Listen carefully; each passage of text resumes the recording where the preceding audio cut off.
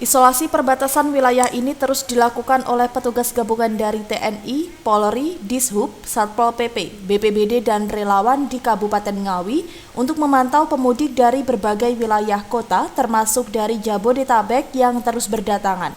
Di Mantingan atau di pintu perbatasan, petugas gabungan menghentikan seluruh bus penumpang yang masuk ke Ngawi atau Jawa Timur dari Jawa Tengah. Seluruh penumpang bus yang tujuannya ke Ngawi dilakukan pemeriksaan suhu hingga pendataan.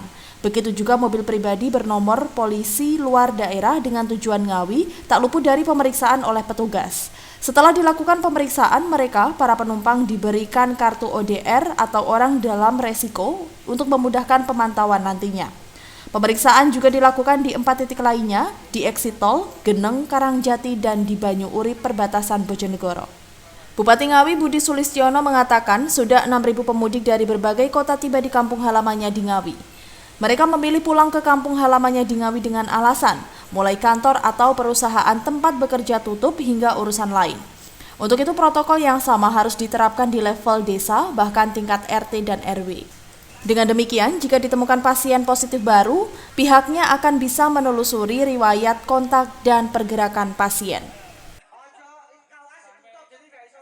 24 jam di beberapa titik di Mantingan, Exit Tol, kemudian Karangjati,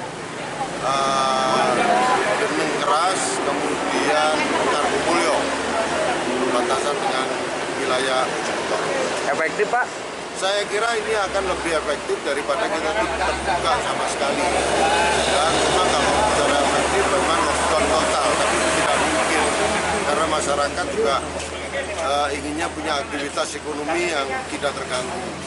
Maka walaupun demikian, walaupun terganggu tapi tidak terlalu terganggu sekali. Kira-kira gitu.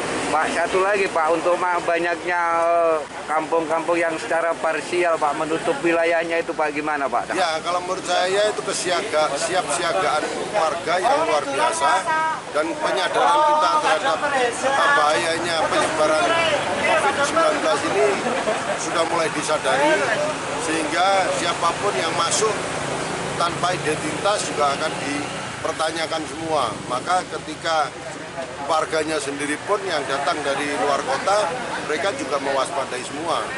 Inilah yang kita suka ketika kampung-kampung sudah atau desa-desa, wilayah-wilayah sudah mulai mewaspadai lah, membuat kewaspadaan tersendiri. Isolasi perbatasan wilayah di Ngawi akan dilakukan hingga batas waktu yang tidak ditentukan atau sudah aman.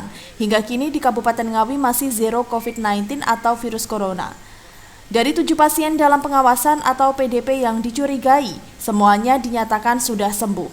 Hanya saja maraknya pemudik yang datang di Ngawi dikhawatirkan akan memunculkan pasien dalam pengawasan atau PDP maupun orang dalam pengawasan atau ODP yang baru. Dari Ngawi, Adi Susilo, Garda TV.